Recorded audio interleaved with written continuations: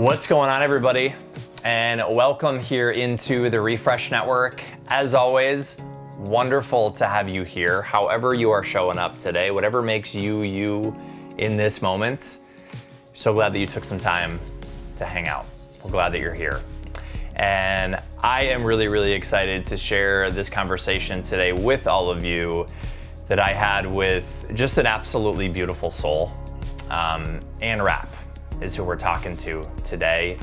And Anne has a really cool story, a really cool path that she's been on up until this point.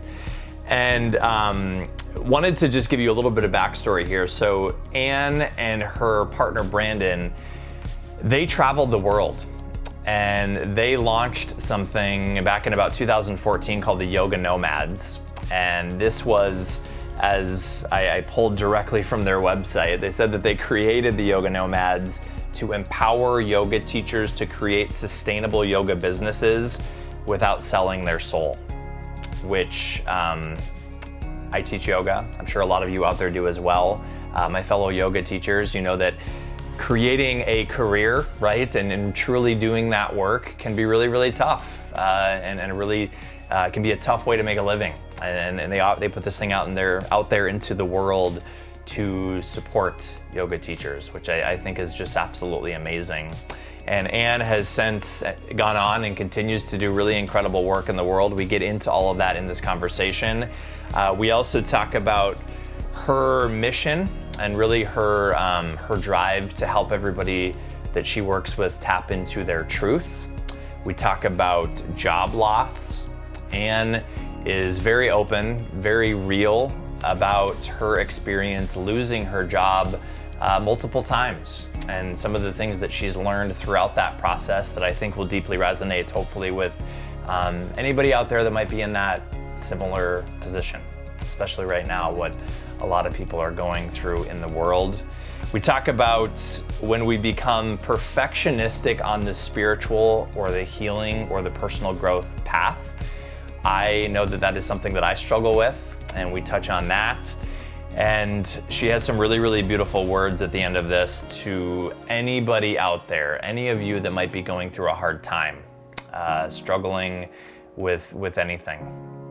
Some wonderful words that I hope bring you some comfort. So let's dive in to this conversation. So grateful for the time that she shared with us. And without further ado, here she is, Anne Rapp. I appreciate you taking the time to do this and to chat. And as I was talking, kind of thinking about how to kick this one off, I thought I would maybe try something a little bit new. I'm a big believer in making space for however we're feeling in any given moment and kind of like incorporating that into our experience. So I wanted to start, Anne, just by like truly asking you, how are you today? And however much of that or as little of that as you want to share. I'm just kind of curious how you're feeling today in this moment. It's a great question, and one that I often feel most people avoid the truth of. So thanks for encouraging me to speak up about maybe what's actually present. Mm-hmm. Today, I am feeling anxiety. I am feeling stress. I'm feeling overwhelm. A lot of the emotions and experience that I'm having in this very moment is stemming from a situational experience. So I lost my job and it was unexpected. And so much of it is the source of that. That's the source of how I'm doing. Yeah. And it's okay, you know? And so it's interesting to see how far I've come in some of the growth, the personal development stuff that I've done, to know that it's okay. And like, I can say that with a smile. Yeah. And it doesn't take away the validity of it. Yeah. The trueness of it. We're so good at labeling things like good or bad, right? This is a good emotion. This is a bad emotion. I should feel this way. I shouldn't feel this way. And I really do think that there's a lot of power in just kind of naming how we are feeling in this moment and doing our best not to create the elaborate story around whatever that thought, feeling, emotion, sensation in our body, whatever it is. It's those stories that really get us stuck. And so I appreciate you being super open and honest, and we'll dive into, I know you wanted to talk about some of the job loss experience that you've had potentially in this conversation. So we'll maybe dive into that and just how that, that's a big one. That's a big one that I think a lot of people can relate to.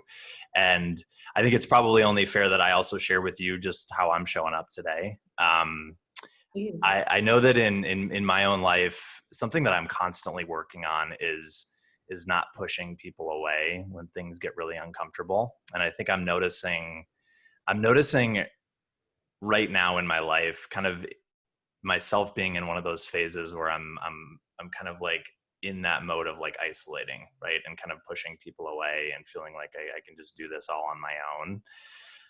So I'm bringing that awareness into this conversation, and have been feeling kind of overwhelmed by that, that trend and that behavior that's been very, very familiar to me throughout the course of my life, and something that I've really been working on. So you have your stuff that you're bringing into the conversation. I have my stuff, and we're just going to like let this thing roll and see what comes out. And I'm just so grateful that you're taking the time to do this. I want to start with, I was looking at your Instagram page, and there was, I want to list off some of the things that you have listed on there as far as like how you're showing up in the world. Yoga teacher, gut health coach, intuition guide, birth doula, integrative health practitioner. You're an ambassador for Lululemon and also the co-founder of the Yoga Nomads. Is there a common thread, Anne, that runs through all of that work? Significance, I think, comes to mind. Meaning, being able to do work that feels meaningful and attending to significant moments in one's life. So whether that's, being along their side for a healing journey through health coaching, gut health stuff, allowing them to recognize their power by tapping into their intuition, by being present through the experience of giving birth. I would say that meaning and significance are two common themes with what you just read. Yeah. And we obviously focus a lot on this on the Refresh Network, talking about mental health. And I know that there's so many different components that go into that conversation, but I'm curious, Anne, was there a certain point in your life that you started noticing mental health being something potentially that you struggled with, or kind of where that story begins for you? Absolutely. Yeah, I would say it goes back as far as high school, like 16, 17, 18. I really didn't have a lot of self-confidence. And I noticed that in the way that my family would come to me and ask me about it, but also in the relationships that I brought about and what I would put up with. I was cheated on by a number of partners at that point and kind of didn't have the introspective awareness to be able to reflect upon maybe why is that happening, or why am I allowing it, and maybe continuing to go back into that or let that person stay in my life when I should have, or could have rewritten the story a different way. So that's when I noticed and started to feel the effects of mental health and really not feeling good about myself. So it was late high school, early college. My parents encouraged me over a number of different conversations to start talking to a therapist. And I still talk to that same therapist today, which is pretty awesome. And I should say I saw one in high school and then a different one that I chose, but I still talk to that one. And she's been with me for everything, all the transitions in my life. But then I think the other, significant point in my life that I started noticing mental health and being aware of trying to manage it in a more healthy way was when I lost my job for the first time, which was back in 2010. So I've now lost my job 4 times.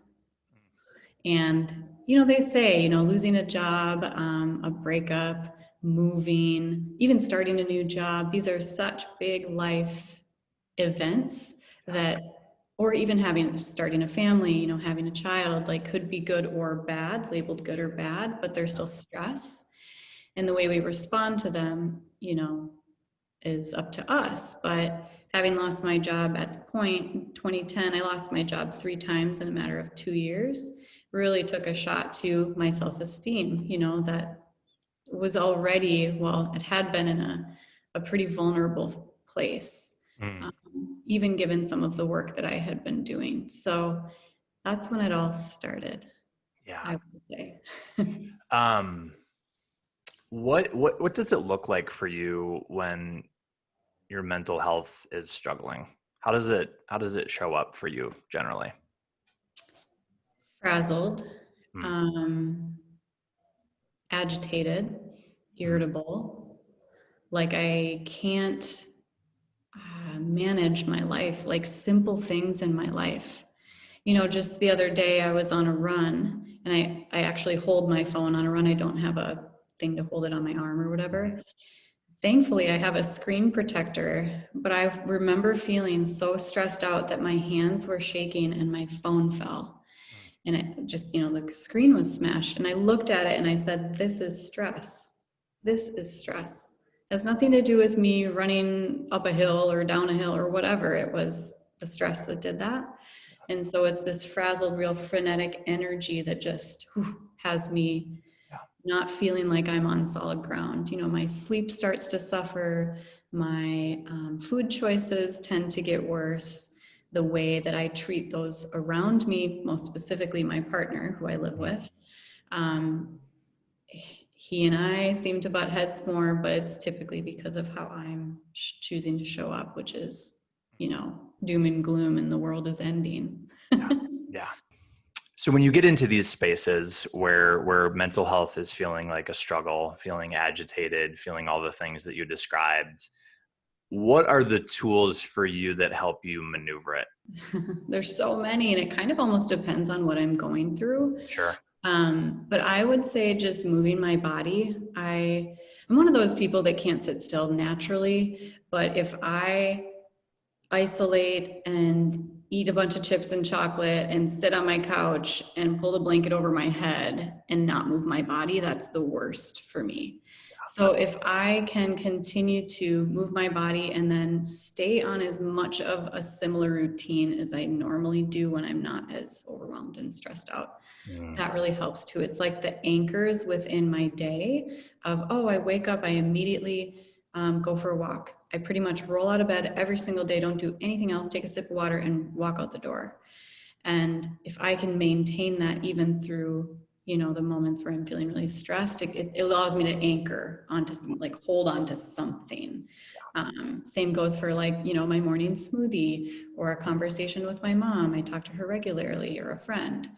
But I will say, as much as, I have tendencies like you in moments of stress to want to push away people and not lean into them, I also know it's best for me that that's why talk therapy and going to a psychotherapist works for me, is because I process so much through verbal communication. So I know it's actually really good for me to reach out to all my friends and say, hey, I need help. I'm struggling with something. Or Mhm. just, hey, do you have the space to listen to me vent? I just need someone to carry some of this for me. So I feel a little bit lighter. I love that. I often tell people that just finding, even if it's one person in your life that you can shoot a text to on a day when you're having a really hard time, that literally just says, hey, I'm having a really tough day over here. Like just having one other person on the planet know that I'm having a hard time is I think so healing in so many ways, and I think is a huge growth point for a lot of us that kind of want to isolate, right? Like it's like we don't want to show that vulnerability sometimes, or it's really challenging to open up and kind of admit that things are really tough. But that's where the healing happens, right? Is like allowing other people to kind of be part of that process to some extent, and that doesn't mean that you have to lay out every single detail all the time, right? But I think I think moving in that direction of just allowing other people to be there for you is so big in the conversation of mental health. Job loss. I know that that's something that I wanted to go a little bit deeper with you. I know that it's something that you're experiencing right now. I would imagine there's a lot of other people listening that have either gone through job loss or maybe currently going through it, especially given what we're experiencing right now in the world. What do you want people to know about job loss? What are you learning throughout this process that you're going through right now? As messy as it might feel, what would you want other people to hear about it? That it's not all personal. It's really not about you sometimes, even if they say it is. And it's so easy for us to personalize anything that anybody says, or whether or not they interact with you on social media in a certain way. Like, you're personalizing it. We personalize the way people respond to us. And if they say that we're restructuring, or we don't like your performance, or we're going in a different direction, whatever the reason is, it doesn't have to be as personal as you make it out to be. And I think that, at least in my experience, the first few times, see, I can't even believe I say that. The first few times I took it so personal. It was in a place where my self-confidence was more fragile. And so it was easier to puncture it. Whereas now I feel, oh, I know this isn't personal. No matter what they say to me, like, whatever, like, I am strong now. You can't get the best of me. So yeah, and if you do, take that much longer to recover, quite frankly. And am I feeling vulnerable and tender and soft right in this moment about losing my job? Absolutely, no doubt about it. But the truth is, it's not about me. And I can look back on this and smile. I can smile about it right now, because you know what? I know that there's some divine intervention here. This is happening absolutely for a reason. And it's my time to really step into who I am. Yeah. It almost sounds like a catalyst for like owning your worth, like self-worth, really tapping into what you bring to the world and really trusting and knowing that. Oh my gosh, you nailed it. Absolutely. It totally is. And I think that, I think we're teachers of the things we most often need to learn the most. And so as you started the conversation looking at, my Instagram and some of the titles that I give myself, or the way that I want to present myself, some of it is because I want to learn those things too.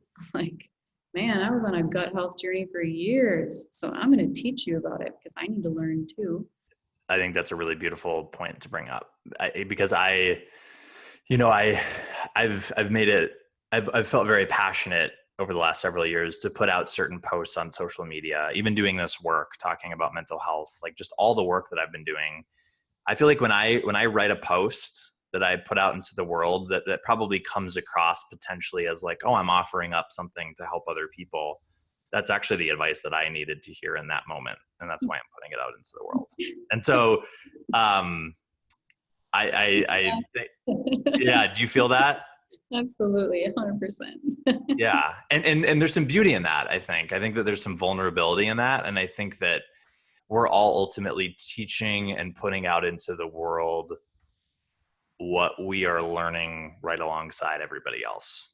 And the things that we're learning along the way. It's almost like this work is, going on that healing journey and really learning things about myself and learning about, where my stick points, where I really get stuck, and the things that I struggle with, and the things that are really going on at the depths. And it's just kind of opening up a little window for other people to kind of see that, with the hope of making them feel a little bit less alone and kind of giving some purpose, right, to the struggle. Yeah, purpose to the struggle. I love that. Yeah. And it is, and it's scary to do that. It's still scary to say where you're at and what you're going through and put it out there for the world to see. Yeah. Even though it's helpful, it's still scary. And important to know, because, we can list off all the titles, right? But how many people sit around, we're all guilty of it, sitting around waiting for ourselves to feel totally ready to do the thing that we really feel passionate about. thinking that we have to have all the answers and that we have to be the experts. And I would push back on that a little bit and just argue that show up messy, right? Like show up not having all the answers, but allow yourself to be real in that process. And I think that just gives other people permission to do the same. Love it. Show up messy. Show up messy. I interviewed Glennon Doyle actually briefly a couple of years ago, and that was one thing that she talked about, and that has stuck with me ever since. She talked about how she said the people that are doing the most beautiful work in the world are the people that are unprepared, messy, confused, like have no idea what they're doing, but they're just showing up anyway. That is such powerful medicine. And yeah, first of all, how cool you got to talk to her. Like, it was pretty, I didn't even know who she was at the time, actually. I had never heard of Glennon Doyle, and she was speaking in the Twin Cities. And my friend Jen actually was like, "Hey, you want to go hear Glennon Doyle speak?" And I was like, "Sure, she seems great."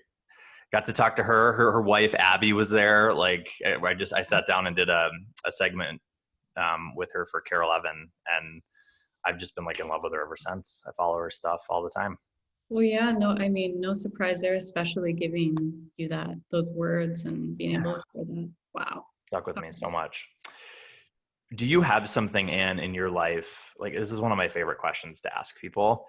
Do you have a motto, a mantra, a life lesson, something that you feel like really guides you, either has guided you, is guiding you at this point in your life? Just kind of something at the core that has been a real kind of guiding force in your life? It's a good question, because I think there's many mottos or quotes or things that I could totally rattle off and then watch this 3 months later and be like, actually, it's changed. Actually, I'd like to redo that. Can I redo that? Can you edit over that? But I would say just being a truth seeker. Like, I think my whole life, and that this lends itself to the, intuition guidance that I would love to offer and offer myself and others, is just that, is being true, just truth. Speak your truth, be your truth, live your truth. How do you do that moment to moment to moment? Clearly, I wasn't doing that in this job. It's obvious that there was a misalignment. It wasn't resonant. And so it needed to break apart so that I could get back on track and find my truth. And that, I think, maybe as cliche as it sounds, really resonates for me, because it's been hard for me to speak my truth. It's been hard for me to follow my inner wisdom and my voice. Much easier now after some grueling things, but yeah. How do you tap into that? How do you tap into that inner wisdom? Do you have tools to do that? Just getting quiet, like truly not consuming things, whether that's food, media, anything. Like, even for instance, this morning, I woke up, and before I went out for my walk, I ended up emptying the dishwasher. And I opened up my podcast app, and I was like, oh, I want to finish that podcast. And in that moment, I said, no, you have a busy day and a very important conversation upon you. 2 of them. This was one of them. Let's be still and quiet so you can access what's actually true for you right now, instead of clouding your mind with things. I even considered just fasting, until afterwards. So I think tools for me is, definitely fasting. Finding myself to just getting in the flow, and oftentimes for me to get in the flow is an ecstatic experience, like ecstatic dance, where you just completely lose your inhibitions and just freely move your body. But yeah, getting quiet, being in the flow. Yoga usually takes me there. Meditation practice can take me there. Journaling. Yeah. I found there's a real discipline to it. Like, we really, there's a real, because I feel like I can on a, during an afternoon, I can really tap in. I can do my yoga practice and feel so grounded and feel so like attached to just, my truth, my authenticity, like me inside. And then I can go to bed and I can wake up in a completely different headspace. And getting myself to do that same practice, to tap into that space, feels like so much damn work. But you do it, and then you're like, oh, there it is, and so discipline, I think is a big piece in all of it. I Um, love that. It absolutely is. That's why they call these things a practice. sure. You teach a yoga practice, you practice because it's never, mastered actually. I love that. The discipline, it absolutely is. And it kind of brings us back to what you were saying, like, what do you do when you feel stressed out? What do you do when you want to tap into your intuition? It's actually the same thing. Yeah. Get quiet, move my body, stay in my routine, find those anchors in my day that Mm. allow me to remain grounded, Do you ever run into feeling perfectionistic when it comes to your spiritual practice, like kind of overdoing it? Hmm. I bring that up because something that I've been thinking about a lot, and I know that my I have a mind that is can lean more in that kind of obsessive tendency where I feel like I have to do things right and I have to do things the right way and I have to do it perfect and I have to, be 24/7 seeking my truth and what is truth, what isn't truth. I'm not sure if that's truth. Maybe that's truth. I don't, and then I can get in these like really just like kind of counterintuitive ways of thinking, right? Where my spiritual practice at times can become actually pulling me away from life as opposed to like leaning me into life. And I think I've been really working on just trying to find that kind of space of leaning in, doing the work, doing the practices, cultivating self-compassion, just all that comes with a spiritual practice. And also knowing when to say like enough is enough. I'm going to put that on the shelf today, and I'm going to allow myself to be human at the same time. Yeah. Oh, Um, I love everything you just said. Yes. So yes, my answer to your question would be yes, I can feel myself doing that. yeah. It's funny because it's now like, let's channel Glennon Doyle's advice of just showing up messy for your spiritual practice and not being a perfectionist for your spiritual practice. But also, I think the second piece of what we're actually saying is allowing space for integration, because there's only so much you can continue to learn and understand and conceptualize before you have to put it into practice. I could go to therapy 7 days a week, but is that actually good for me? Like maybe I need to go once a week. And then the other 6 days, that's when I get to integrate the lessons I just learned or the experience I just had in that session. So the importance of the integration Yeah. and not And that feeling could like we be, have to be tapping in 24/7. yeah, because I think you and I've touched on this before. And that's where I was like, oh, yeah, me too. When you were saying it is hard because you just want to go all in and keep going and going and going. But like, when do you just stop and back up and say, okay, I'm going to take a break from this. It could be a 24-hour break, it could be a month break, and it could be a break just from one little teeny tiny piece of it. Yes. Yes. and knowing that that's okay, that you can show up messy, miss that appointment, not do the work that day, but still be enough. Yeah, because I think there can so often be kind of this messaging out there of a spiritual practice looks like feeling happy and joyful and om all the time, right? And that just isn't the reality of the work. I think there are beautiful moments where we tap into that and we touch that space. I like to kind of look at it as like my spiritual practice allows me to kind of touch that space, so I'm aware that that exists inside of me. But oftentimes when I leave the practice, that feeling isn't there anymore, but I'm aware that it's within me. It's like that light is in me and I'm carrying that with me, even though I don't feel it all the time. But we have to, I'm such a big proponent of, we have to allow ourselves to feel uncomfortable and messy in the journey, and uncertain, like uncertainty, messiness, and all that comes with that, is a piece of the spiritual practice. And I think sometimes we just don't talk about that enough. Beautifully said. So for anybody out there and that is really struggling and is really having a hard time with their mental health and is really just kind of struggling being a human today when they hear this, because that happens very often. What do you want people to hear that are maybe in that space today? That they're whole just how they are. You're whole in your perceived brokenness, that it is all part of the human experience and that it won't last forever, even though it seems like it will, especially if you have tendencies of rumination, like it sounds like both you and I do. Yeah. Um, and that it's okay to have a bad day, and it's okay to have multiple bad days in a row. It doesn't make you any less of a person. And honestly, it makes you more of a person. The ability to feel and sense and perceive is such a gift. And I think we have this misconstrued idea that the gift is only when you feel good. But the gift is actually in those down moments too, because it allows you to expand your capacity to feel great. Love that. Yeah. And the resiliency that's built in moments like that is off the charts. Off the charts. But of course you don't think that in the moment, you're like, oh, I'm getting stronger and building resilience. No, Right. You're like, I feel like crap. Totally. Don't want to talk to anyone. Totally.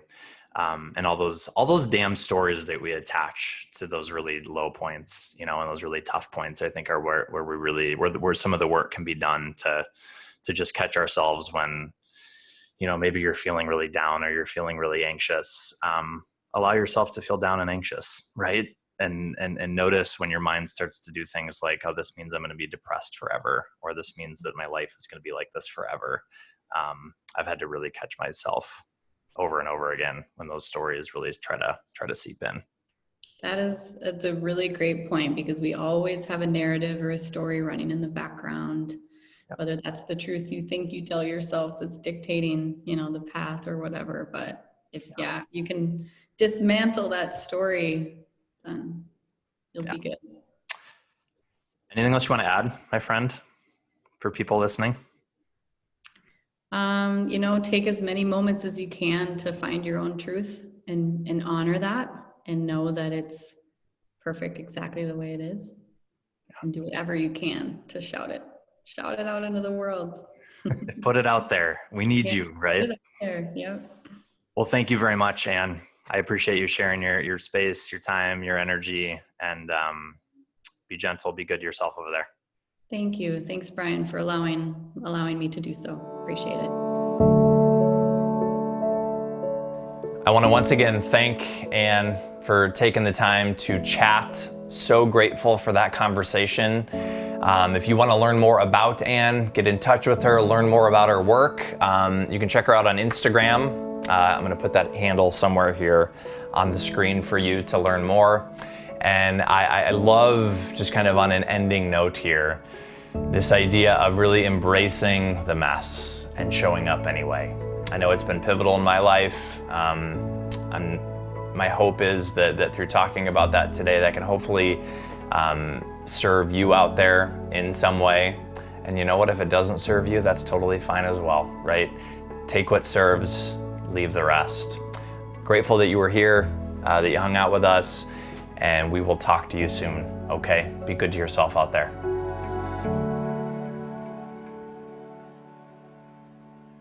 Hey, just a heads up that these conversations are not meant to replace work with a therapist, so if you feel you need it, do reach out to a trained professional. We'll talk to you soon, friends.